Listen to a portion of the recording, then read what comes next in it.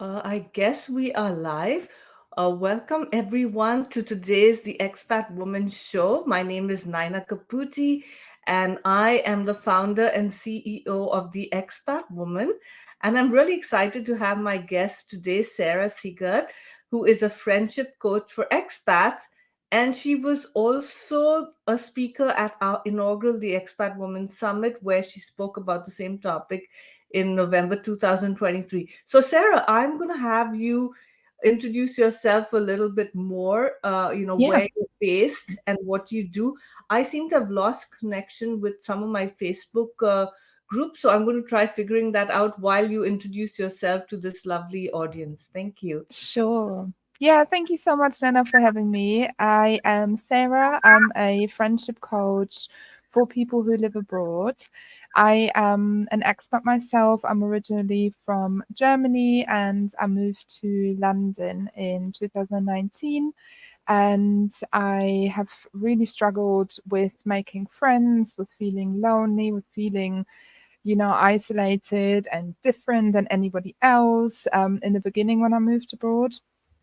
And I used coaching to overcome some of the issues that I was facing. And I've really worked on all of the things that came up for me at that time and have since made amazing friends. I've since created amazing connections, and now I'm helping other people who live abroad to do the same and to end their loneliness. And yeah, that's what I do. Wonderful. And if you're joining us live, just introduce yourself in the comments. Unfortunately, with this kind of event, we can't bring you on stage. It's not like Zoom, but we'd love to hear where you're calling in from. I'm just looking at the comments right now. Where you're calling in from, what you do if you struggle with loneliness, because that's something that in your case, you decided to solve a pain point and become a friendship coach because that's what you Yeah.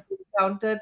I founded the Expat Woman because of the loneliness I faced when I moved to the US and was not able to meet like minded people. And I had discovered that, I first came to New York to study film from India. And most of us at the New York Film Academy were expats, immigrants. We had moved here from other countries. So we were kind of all new. So we made friends and we were navigating the country or the city, New York, together. And then this is a story in itself, like how I met my husband, but he's from San Francisco. And so I moved to San Francisco, and suddenly we got married very soon after that. And suddenly, from being a student, I was a wife. And I was living in San Francisco, which at that time there weren't many meetups, so things to do, and it was really hard for me to meet other international women, because I think initially it's nice to meet locals, but because I had such a good experience with other immigrant women or expat women in New York, where we kind of bonded, because even though we came from many different countries, right, we all were in the same country and focusing on similar issues. So that's what led me to start the Expat Woman. So I just see that Lauren has joined us. She recently repatriated to New Jersey. She spent the last 5 years in Mannheim, Germany. Welcome, Lauren. And maybe you can share in the comments as a repat, what was some things you experienced, because I think that too is interesting, right, Sarah? Sometimes Yeah. you lived abroad and then you come back, you have to reconnect and make friends, and because you've had those 5 years abroad or whatever number of years, you've kind of not outgrown your friends, but maybe because your Yeah. experiences are different, you might not have the same what's the word, not affection, but it's just different. The Yeah. dynamics are different. But let's continue with you, Sarah. And because you worked as a friendship coach, because I know what, one of the things I was reading before doing the interview with you was this fear of rejection. One of the things that Mhm. holds us back as expats making friends is we're so afraid that locals or expats who've been here for a long time won't accept us. So, what are some of the reasons that stop expats from reaching out and making friends, even before we talk about tips and other hurdles? Yeah. Yeah, love to hear your thoughts on this. Yeah, thank you. So I think the biggest one is the fear of rejection. And I think it's also to mention, it's not just for expats you have difficulties with that. It's a human fear is to be rejected, because when we are rejected, it goes back to our kind of caveman era when we were living in, caves with our tribe. And when we were rejected back then, it meant that we were outside of the safety zone of the cave. We were outside of our tribe. We were, at the effect of kind of anything that was going on out there. So it was a potential danger, potential death kind of sentence for us at that time. So it's still so much embedded in us, that fear of being rejected, because obviously we're not going to face any actual physical danger anymore, but our body, our brain is still so used to that we can't be rejected, because then something bad is going to happen. So that is a really, really big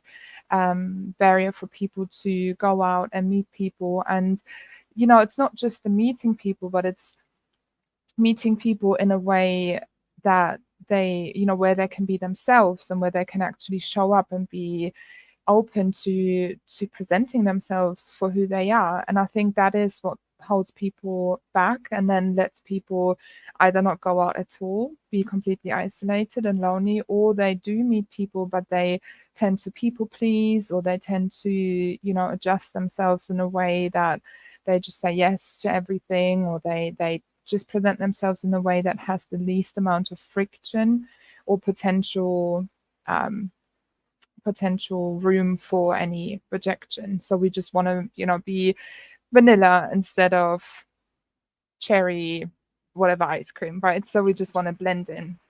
So that is the biggest one. But then as expats, we face that is why it's so difficult for us as expats, because there are human barriers to making friends and socializing. And as we know, we live in a world where so many people experience loneliness nowadays. It's something that affects everyone, but for expats especially, it's very difficult because we are out of our comfort zone. So we move abroad to a different country. We're completely, unless we have lived there before, we're in a completely new environment.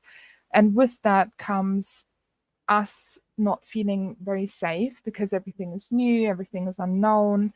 That isn't very comfortable for us and our brain.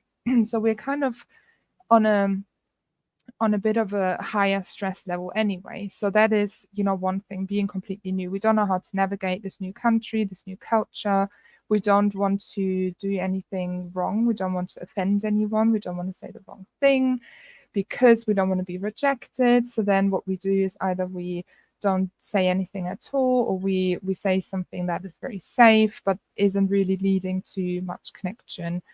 Then obviously the language barrier, is unless you speak the language, which actually I was quite fortunate. I don't know how that was for you, Nyna, but I did speak English before I moved to London, which was very helpful. But even then, I realized that there are certain phrases or certain words, that you just don't learn in school. So there were still things where I felt like I don't know what they're talking about, which obviously I used as a reason to see I don't belong, I'm different, and that story went on in my head. How was it for you, Nana? Did you speak English before you moved to the US, or did you have issues with the language? Yeah, no, I did speak English because India was a British colony, and Yeah. my great grandparents adopted English as their first language. My great grandfather worked for the British, and they went to Irish schools. They were Catholic, so they went to schools run by the Irish. And unfortunately, at that time, anything that was not English or British or Western was considered not Christian. So, Mm-hmm. speaking English, dressing like, my great grandmother wore dresses. They all had Western names. A lot of my family also married out of India and lived abroad. So, besides speaking English, I was also exposed to a very Western culture. Besides, our food was pretty Western. I only grew up watching English movies. It was just my family was so westernized. Luckily, they gave me an Indian name, but I grew up watching British and American movies. I rarely watched an Indian or Bollywood film, and this is a very small subset of India where like this westernized Catholic Indians are very, very few in India. But then again, a population of 1 billion, it may not Mhm. be that small. So coming to the US, English is my first language. And the funny thing was in India, if American came or British or someone from Europe or Africa or wherever, and they spoke English, they say, oh, that person has an accent, they have an American accent or a British accent. And then suddenly I was in the US and they say, oh, you have an accent, you have an Indian accent. So it was so funny because all along we were supposed to be the unaccented people, right? But talking about, like, you speak the language, but definitely the phrases, Yeah. the expressions, like you, I'm sure most of my English is British English. My Mhm. husband's American, and even till today, he will tell me, like, I'll say something, and he say, "We don't say that in the US," or he'll say something. I'm like, "What are you saying?" So the expressions, right? Because it's funny, or even things like pronunciations, and it does.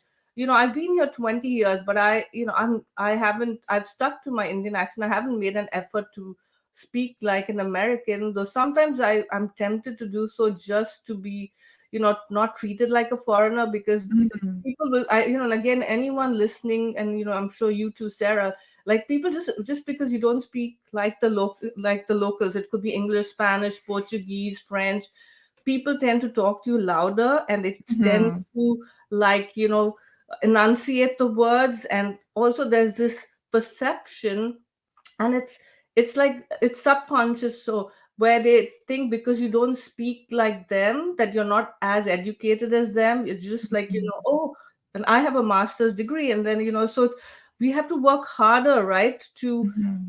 to establish ourselves. And I recently I read somewhere about this person talking about how when you have an accent and you don't sound like the locals, you're treated like a second class citizen. And this is not always the case, Yeah. yeah. But so make I can see how make language accents can affect you, making friends, because people may not initially accept you because you sound different, and there are these little cliques, or you feel you won't be accepted because everyone is, local, or even if they're expats, maybe they've been there a long time, they all sound similar or they look alike, and then you are the foreigner. So Yeah. that's an issue. I just wanted to acknowledge Elena, who joined us. She's an expat from Russia. She's living in San Francisco, but she travels to Argentina to work there for several months a year and dance tango. Wow, Elena, that's amazing. And then Lauren says, she said, coming back is definitely more difficult. People have moved on. She's grown as a person. That's what I was saying. Sometimes we Yeah. outgrow our friends, right? Because of the experiences we've had, the challenges and the successes. And she says, making friends as an expat in Germany, we put our kids in German schools, not international schools, and made great local friends to the kids. So I think that's a great strategy, with making friends if you have kids, or even if Yeah. yeah. So yeah, so to continue with that conversation about, you work with a lot of expats, and people looking to make friends. So what is, you shared some of the, some of the hurdles we face. Is there anything else that you haven't covered so far, that before we go into tips and advice on how to make friends, are there other specific stories or cases that you've come across, which is preventing folks from making friends, whether it's on them or whether it's the country, the region where they live? And also, which is according to the friendliest country in the world, or the easy, do you know that as well? I wanted to look it up, I didn't have time. I know that's a lot Yeah. of questions, so I'll leave you to, yeah, answer that. Yeah. That's fine. Thank you. So, funny enough, actually, Nyna, I had a look yesterday, um, unrelated to our conversation today. I just had a look. And so, Mexico is apparently the friendliest country for expats, which was very interesting. And you know what? I can't remember which was the unfriendliest, but countries like Germany, Austria, Denmark, Norway, Sweden, so sort of Europe, um, and yeah, Austria. Well, kind of Europe and a little bit below Netherlands, sort of. They were classed as the unfriendliest or the most difficult countries to make friends in, which is very sorry, which is very interesting. So I'm definitely gonna have a look and do some more research about that. And it's interesting because I'm obviously German, So it would be interesting to kind of hear more about. And Lauren, I know that you've mentioned that you lived in Germany, so I would love to hear from you as well. Whether I know you just said you've made great friends through the kids, but there was a study kind of mentioning the friendliness from people, like from locals, basically towards experts, towards internationals, and their kind of openness and willingness to include people. So that was all kind of measured, and those countries were rated very low in that score. So it would be interesting to hear, Lauren, if you have had any experiences with other, German locals and how friendly you felt they were towards you. So I think, to sum it up, so it's so interesting because there are hurdles, there are barriers that everyone can face, right? And that everyone can experience when they move abroad. But what's so interesting is how how different people react to those hurdles, and how different people view those hurdles, and how they view them in terms of, can I overcome them? Is that even a hurdle for me, or is it not? So there can be the same issue. For example, I have an accent, right? I still have an accent as well. So in the beginning, that was something that I was really not quite embarrassed, but I didn't feel confident about that. I didn't feel confident speaking. I always thought, oh, oh, that sounded so German, or did I say this right? And I never actually received any negative feedback. It was always, oh, you have an accent, where are you from? And it was always more of a conversation starter. So it was quite positive for me. I had never had any negative feedback, but yet still I used it against myself. And so any barrier that you might be facing as expats moving abroad, socializing, meeting people, what's going to be determined, or what's going to be the determinant factor, is what story you tell yourself about the thing that you're facing. So even if someone makes a negative comment, quote unquote negative comment, about your accent, what do you do with that? Do you use it against yourself? Do you take it as food to doubt yourself even more, to lower your self-confidence?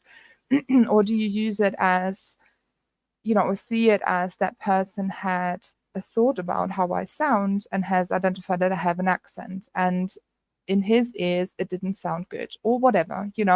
So it really is so crucial to check in with yourself and see, how do I think about it? How do I take it on? And what do I make it mean? Because you can face all the barriers in the world. If you have the right way to deal with them, they won't stop you. And you can face all the barriers in the world, or not all of them, but maybe just one or two, and they can hinder you so much if you make it mean something about you, if you take it personally, if you use it against yourself. So I think I would love to just share that, because there will be things we can talk about all day, language barrier, cultural differences, the reaction from locals, whether or not they had their friendship group and they don't want to make any more friends. There are so many kind of thoughts or beliefs that expats have when it comes to making friends that hinder them. But there will be circumstances, there will be situations, but what matters is what you do with them. And that's always in our control as well. One last thing to mention to that is, when I work with my clients, I always want to put them in the position of empowerment and control over their results, over their emotions. So what that means is, yes, they might face that one person having a negative opinion about their accent, but what can you do about this? How do you want to think about it? How do you want to feel about that? And so I don't want them ever to be at the effect of their life or other people, or whether or not they are being included in a group. I want you to include yourself. I want you to feel empowered to get what you want. And sometimes that's just by changing how you think about it. Sometimes we don't even know that this is possible, right? Because we maybe have been brought up in a way of being quite passive in showing up in social situations, or generally in our life. So even learning that and applying that is very important to me, because I never want anyone to, to be in a out of control situation in their life. That's great. Thank you. Thanks so much for sharing all that. That's, I think it's really, I think it's also partly imposter syndrome. I mean, there's Yeah. 70% of people in the world have experienced it at some point. And I think as expats, because we're forced to step out of our comfort zone. And when you step out of your comfort zone, that's when that little voice in your head tells you, who are you to make friends? People are not going to want like you, or you're going to Mhm. fail. So I love that you shared that. Talking about Germany, my family and I visited Germany last year. We stayed in Mainz for a few days, and I found people, again, it was a short time, but I found people so friendly. And I remember we were trying to figure out where our Airbnb was. And this lady stopped and she spoke to us and said, I can call the owner. And she used a cell phone and call. And because we had, again, this misconception, right? Germans are not friendly, we're Yeah. foreigners. And they don't like Americans. Because I might sound Indian, but my husband and kids are Americans. So, but it was so. But again, that's a short time. But Lauren just shared that she was fortunate to have positive experience with the locals, especially except at the post office. That was always, I think, post offices all over the world Yeah. they never want to help. They're always in a hurry and they can be rude. But she started learning the language right away and started every conversation in German. Her German was rough, highly accented, but I think locals Yeah. appreciated that I try. And I think that's the important thing. And I think getting out of your head, right? That, oh, they're not going to accept me because I'm different, because I think if you approach a friendship confidently but also with kindness and openness, maybe people are more likely to want to be your friend. And I also think that not everyone can be your friend, right? Like when I first moved to Mhm. San Francisco, I was so lonely and so desperate for friends.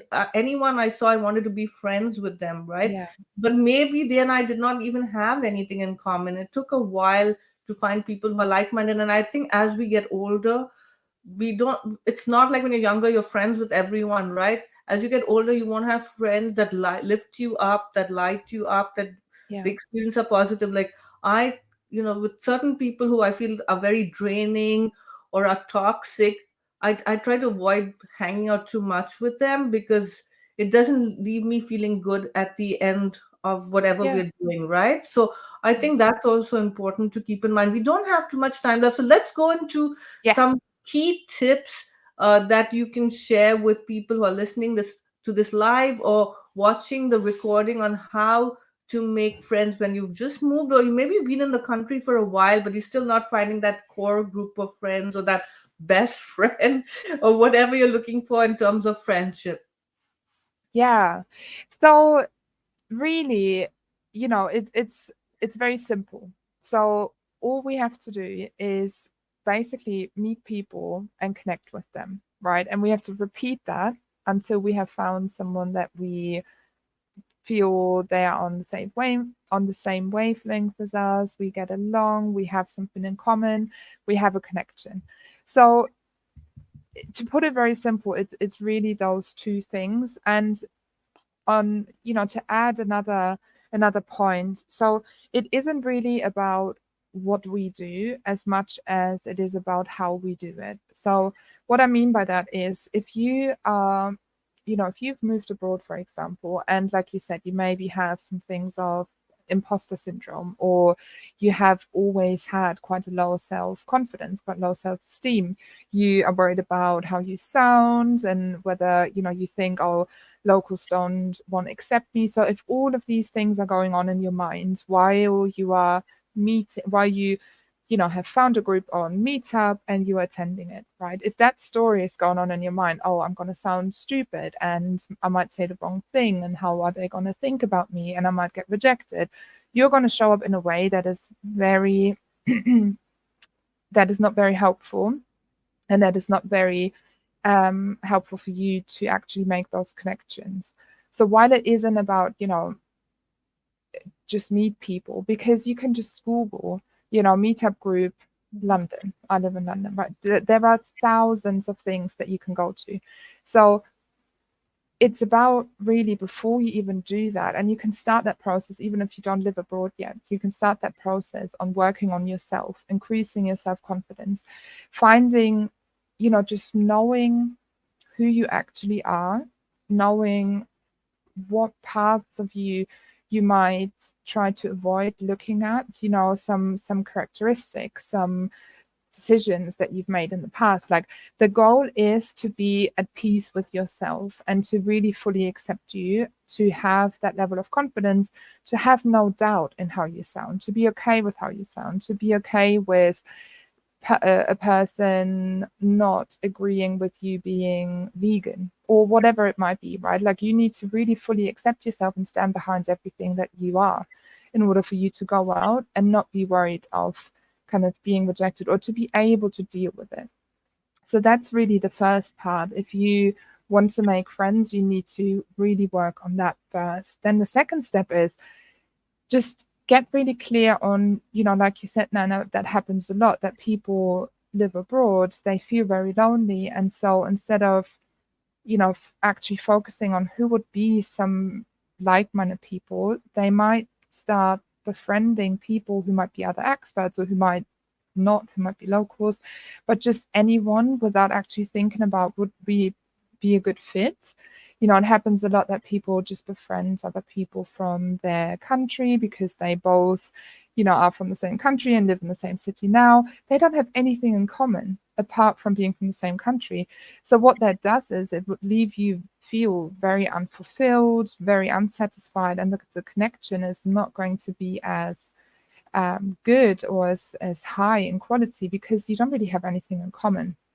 So to prevent that from happening, you really need to get clear on who would be a like-minded person. What am I into? What are my interests, hobbies, values? How do I think about the world? What is important to me? You know, get really clear on that, and then to get really creative and think.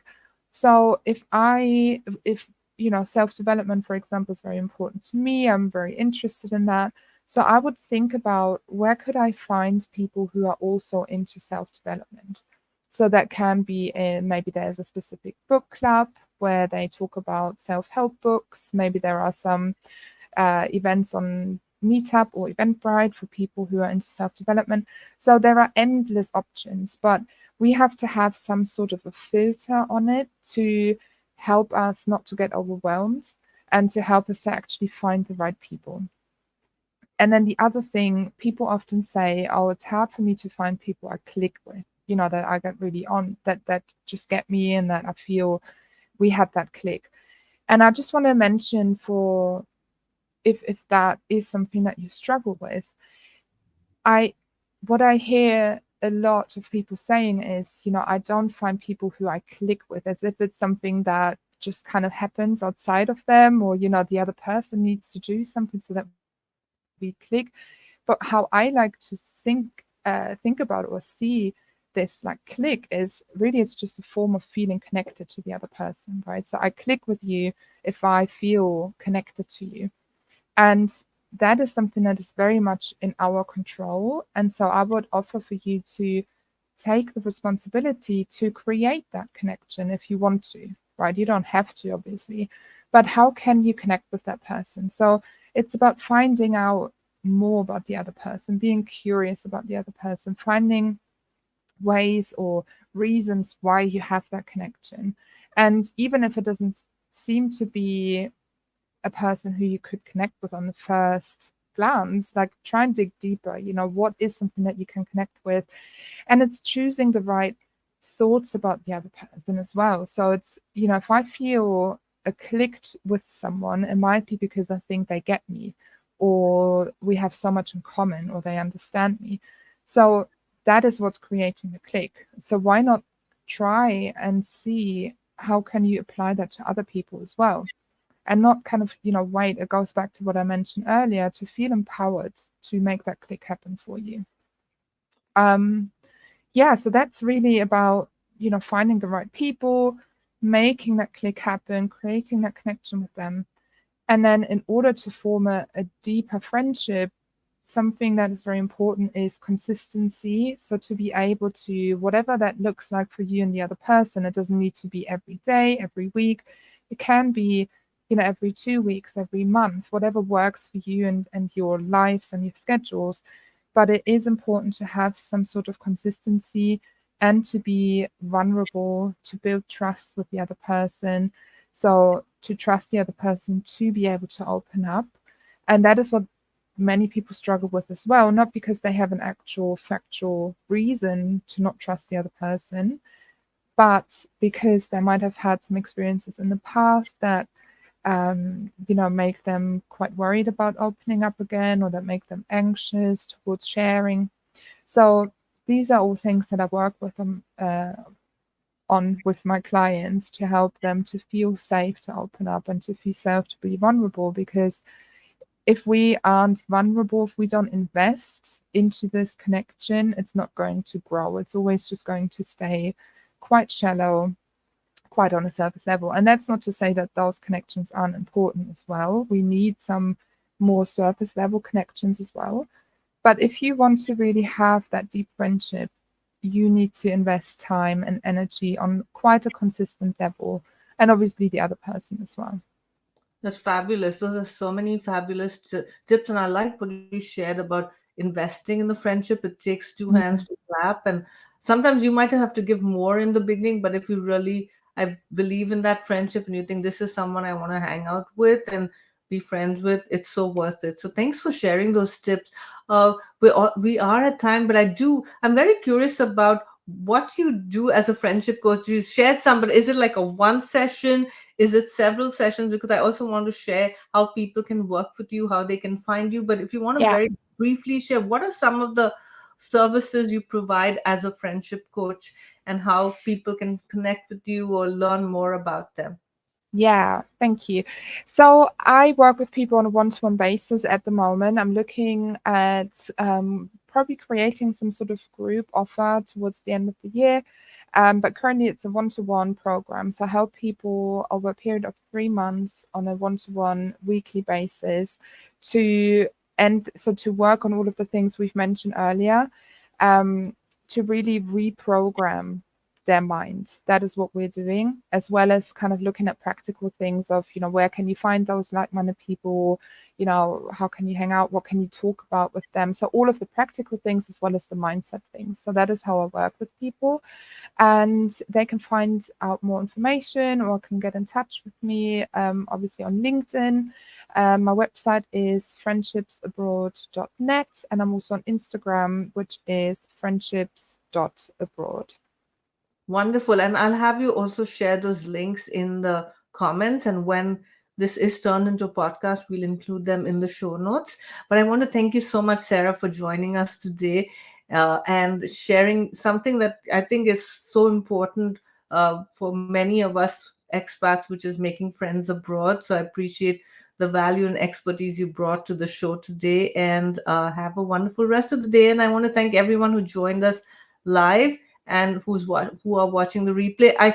You can share any comments or suggestions you want to add to Sarah and my conversation. You have questions, just post in the comments, because this is streaming on LinkedIn, on YouTube. For some reason, it only streamed on my private and the Expat Woman Facebook page. I have to share the link in the groups for people to watch it there as well. But we'll make sure that your questions are answered. And I Yeah, encourage you to also make friends with each other, because whoever's joined this group, I mean, this conversation is looking to connect with other people, I'm assuming. So even if definitely. you live in different countries, right, you can still be friends. So Yeah. And I just wanted to mention as well, I actually just today opened a specific Facebook group for experts trying to make new friends, trying to meet new people. So if you listen to this and you want to, this is specifically for the friendship aspect. So you can find information on, all of the platforms I shared earlier, but feel free to join us there and meet new people and make new wonderful. friends. Thank Thank you so you. much. Bye, Thanks. and take care. Bye.